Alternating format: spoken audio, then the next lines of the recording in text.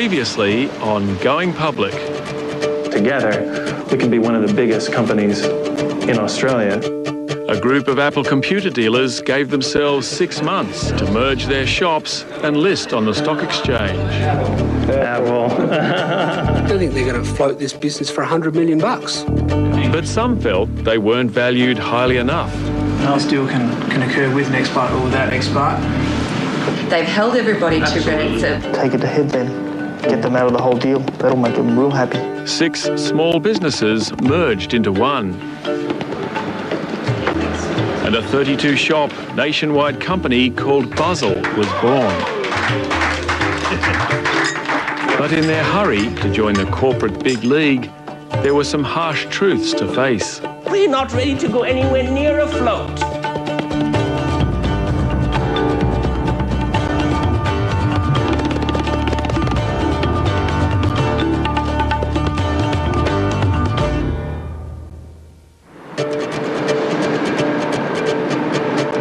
It's January 2001. Thanks to the disastrous first 3 months of Buzzle's life, the float, originally planned for last November, has been delayed twice. First to February, now June this year. The next 3 months will be critical if Buzzle is to be seen as a good investment.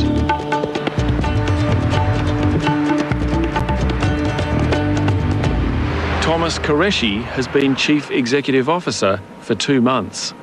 He's working overtime to turn Buzzle around. I have actually prepared some changes because every day we stand back, we're incurring more costs. And really, I don't fear making the changes where changes have to be made.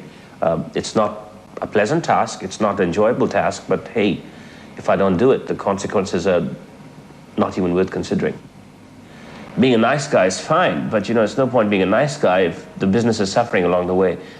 Because we'd all be nice guys sitting on the roadside with our begging cups, and I can't play any musical instruments, so what on earth do I do? The point is I sit here and I say, let's do it right. So the returns are there, we make profit, and the business goes in the right direction. Scott Thompson is also preparing for change. Morning, everyone. Nice to see you all. Thanks for coming along this morning. This morning we're going to talk about the new Buzzle Commission plan. Now, like everything we're doing at Buzzle, we're really planning to reward the high achievers. Scott is the National Director of Retail Sales. GP dollars from 1 to 10. Publicly, he's pushing the company line. Privately, he sees warning signs at head office. Tell you what, it's been a pretty exciting week. It's been one of those weeks where every day turns into a 15-hour day. We've had senior Apple executives camped in our West Melbourne head office all week. Never seen them do that before. I think they're concerned about our ability to run the organisation, concerned about some of the people we have making the decisions at the highest level, and I think they want to have an active part in the way we put this together. I think the honeymoon's over. It's time to... Scott was one of the original owners in the merged group.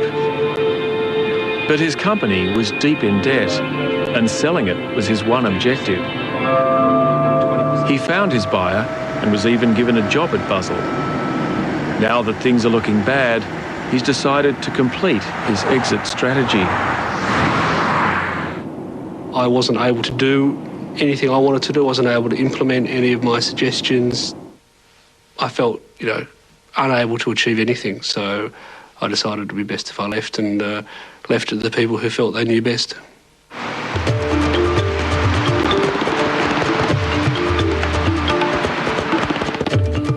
For the shareholders of Buzzle, walking away is not an option.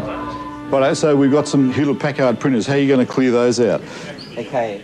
David Ford has taken over where Scott left off. That'll be a great draw card. His task is to motivate the staff and turn Buzzle's dwindling resources into bigger sales. The important thing is that we really need to make sure that if we drive customers in the door, that your sales team are geared up to make sure that they crash tackle them so they can't get out. Absolutely. Let's make sure that every customer... The first thing that I needed to do was to go and meet the people.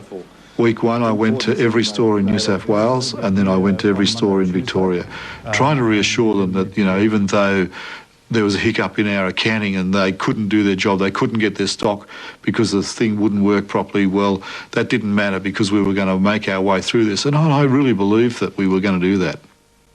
We need to get the enthusiasm that you people have just done by saying, come on, what's next, come on, what's next, in your store. Thomas had done some cost-cutting exercises and we were starting to turn the road in our sales results. I could see that we had got to the bottom of the trough and we could claw our way out of it. And tell them what we want. What do we need? I was frankly quite devastated when we got to a point where Apple came to us and said, hey guys, we've got a real problem here.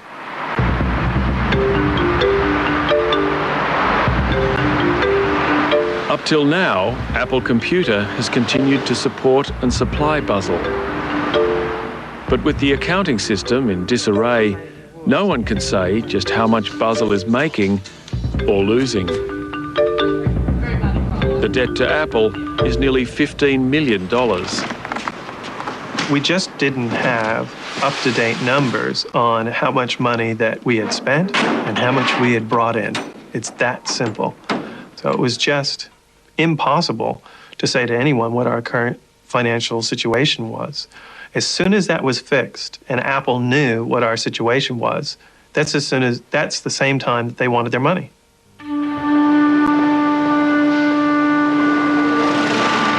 It's the 28th of February, 2001. The directors are waiting in a conference room in a city hotel. Have we got a formal agenda for this meeting? Apple executives have called for a meeting in a discreet location. The directors, too, wish to keep it private. You can go now, mate. Basically, in a nutshell, we're at a stage in the company's evolution where we're not finding it easy. And there are a lot of sensitive subjects that we have to discuss. We're actually holding this meeting off-site to contain any possibility of leakage or, the wrong people hearing what's going on. And because of the nature and because of some of the contentious issues, it really is the board's decision not to have it being filmed. The news from Apple is bad, but no one is willing yet to say just how bad.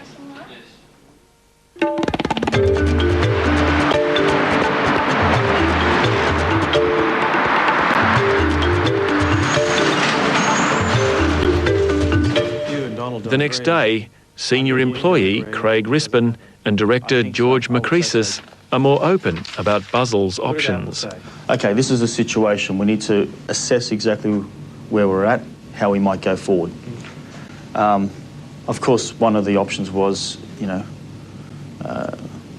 we're in default and therefore technically insolvent, but Apple are still supporting us. Right. So option one, insolvency or calling a receiver. And how soon are they threatening to do that? They don't want to do that. They haven't threatened it at all. There's nothing. But it's out there on the table. It's on the table. Everybody knows, right? Yeah. Yeah.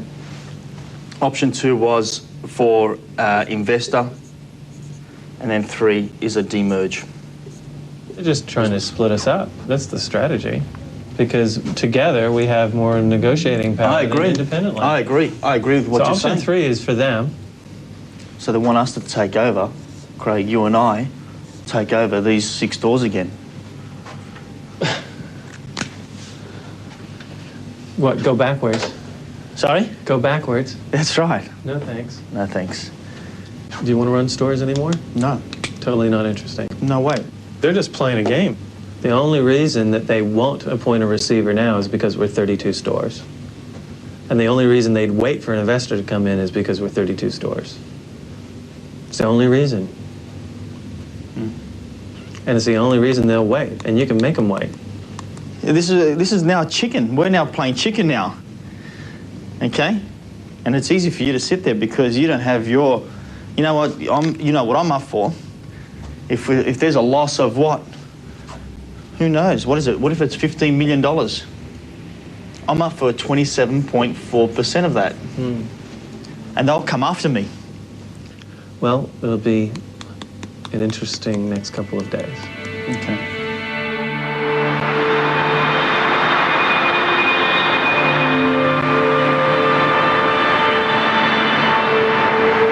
The directors are under siege. If a receiver were to be appointed, they would lose control of their company. The receiver would try to sell Buzzle as a going concern and as quickly as possible. But if no offers come, the business would be broken up and sold off, shop by shop. If the group agreed to demerge, each owner would have to raise finance individually to buy back his old business. And if the directors were to find an investor to keep Buzzle afloat, their shareholdings would be reduced to virtually nothing. But they would still be in business. And so the directors come to me saying, it looks like we're going to need to raise $10 million. Can you help us do that? And I said, sure. How long have we got? And they said, 2 weeks. And I said, that's ridiculous. You can't do it in 2 weeks. Give me 30 days to go and find it and 30 days to deliver it. Fine, but 2 weeks, that's ridiculous.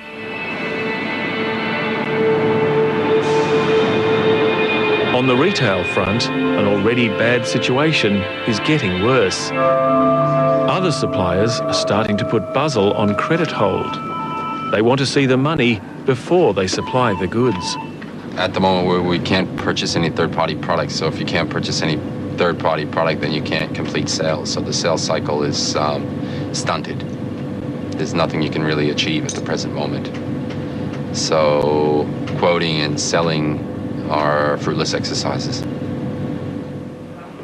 With word spreading of Buzzle's situation, letters of demand for overdue bills are now being delivered by hand. The court actions are starting too. One of the former merger partners, Nextbite, are suing for the hundreds of thousands they invested in the accounting system before they left. Buzzle is planning to countersue because Nextbite took their custom version of the system with them when they left. But I should have known that. And that annoys me. Yeah. Because fine, you want to pull out, fine, no problems. Take your bloody system, fine. And walk away. Tell us and walk away because we will not use that system because there is no f***ing system.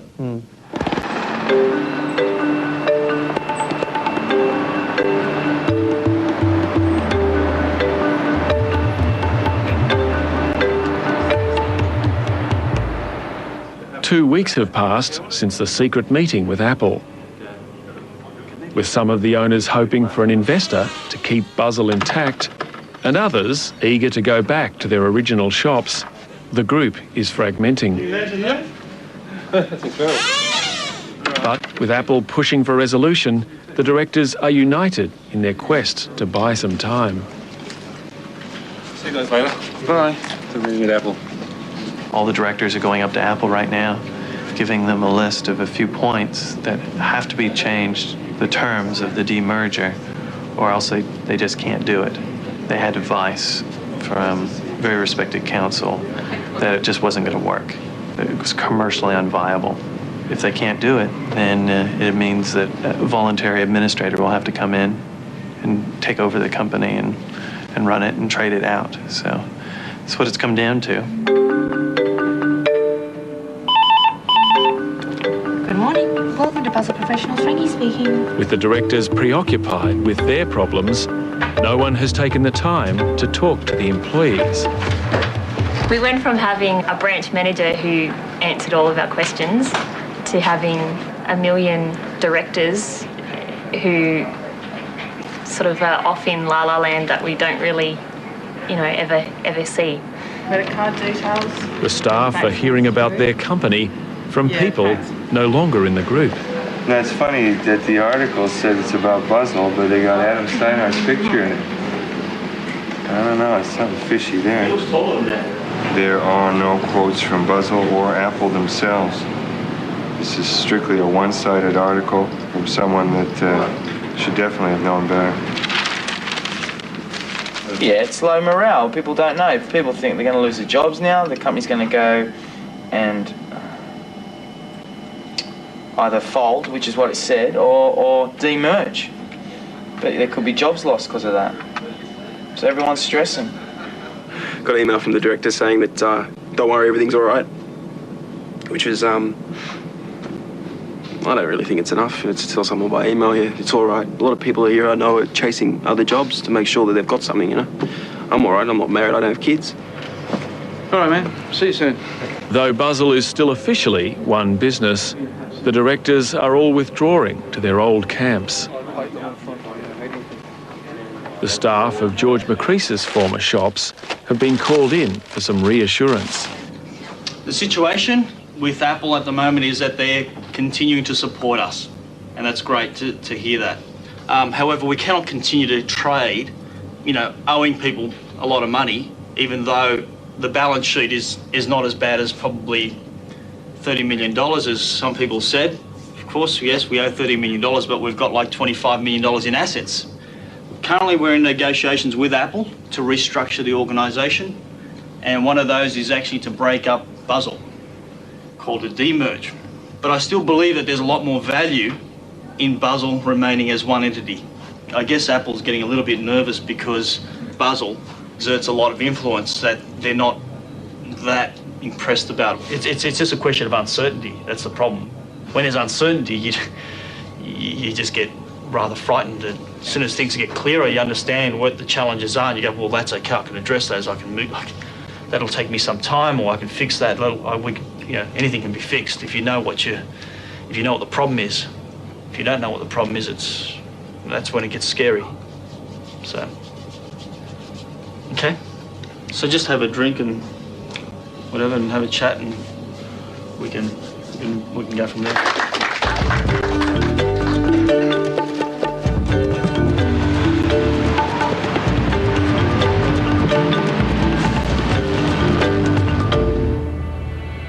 It's like a pressure cooker. Everything's moving in the one direction.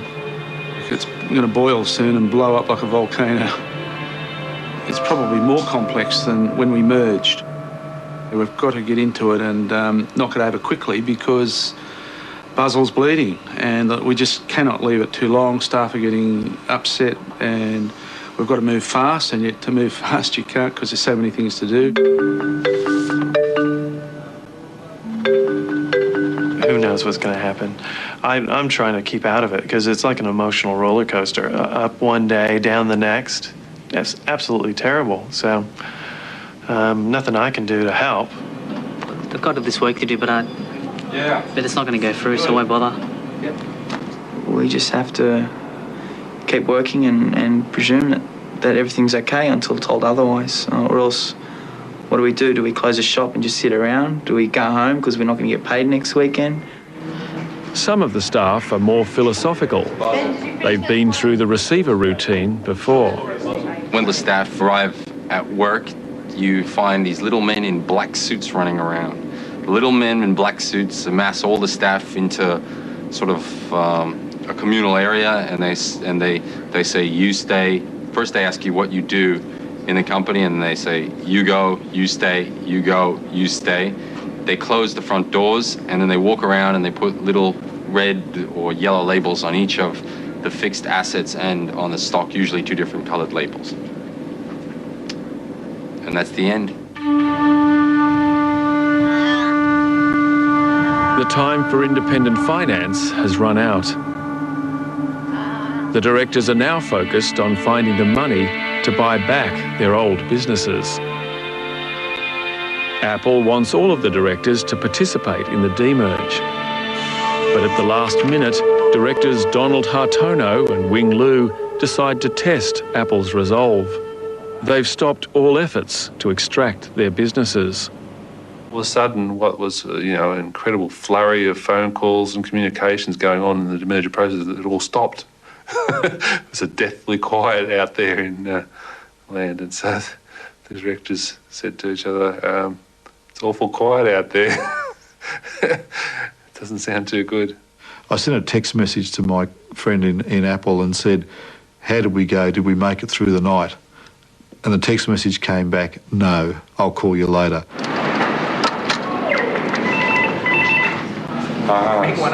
What sounds good? I had a bad feeling this morning when I woke up and I couldn't figure out what it was. Yeah. I warned you. I told you. See? The man in the little black suit. At 11 o'clock this morning, Apple appointed a receiver to Buzzle.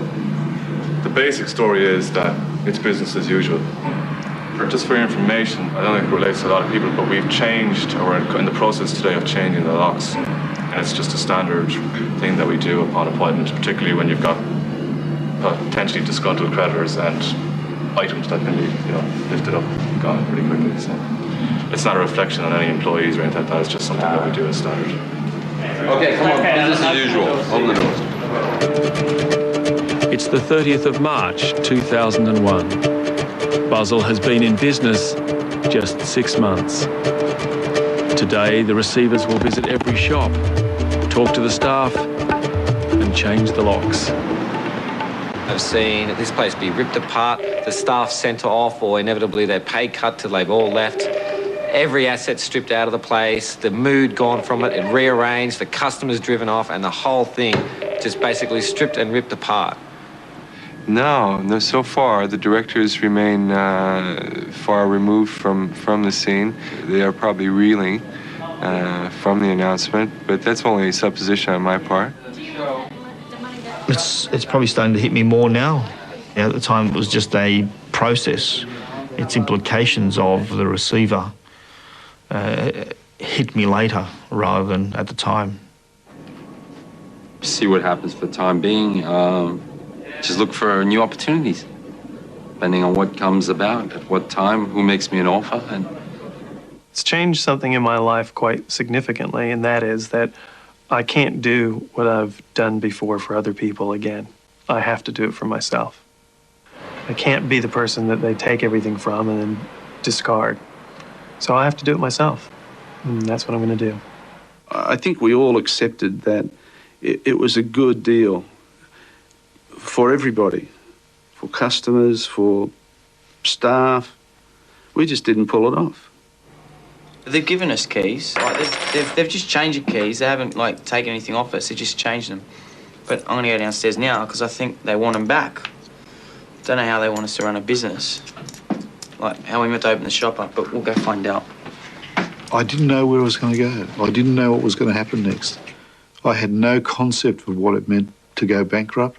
I had no concept of what it meant to have a receiver appointed, and it was just mind-boggling. Why don't I keep a set, and if you want them, you can tackle me. Well, I mean, what's stopping us from keeping a set of keys? We can change the locks. That's all right. Yeah, but they're refusing to give me the rest. Or they're saying, just wait. Typical stalling tactics.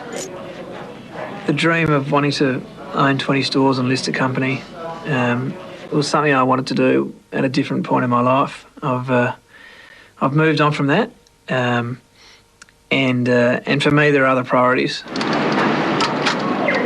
Yeah, I think in essence, in the wash-up of the whole, year-long experience, I'm one of the winners.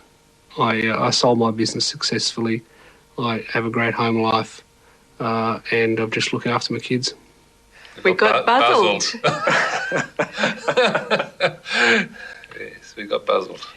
We took a profitable, successful business, we merged it, we ruined it, then we bought it back, having never been paid for it in the first instance. And we had an education along the way. That's what happened. Barbara and Robert Closter negotiated a settlement with Apple Computer. They are back running their old business as Designwise Australia. George Macresis also settled his debt. He has purchased 4 of the Buzzle shops. Craig Rispin no longer works with George. He is now developing a business in future trends. Lindsay McComb settled with Apple. He now assists part-time in the business of some former employees. David Ford settled also. He is now the manager of the business he used to own. Adam Steinhardt and Crawford Giles still operate NextBite. After the demise of Buzzle, their business is one of the biggest Apple dealerships in the country. Advisors Arthur Anderson Corporate Finance were working on a success fee. They weren't paid.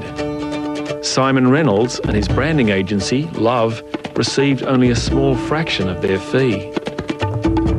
Chief Executive Officer Thomas Qureshi worked with the receivers until Buzzle was broken up and sold off. He is now developing a business in systems management. Apple Computer lost millions.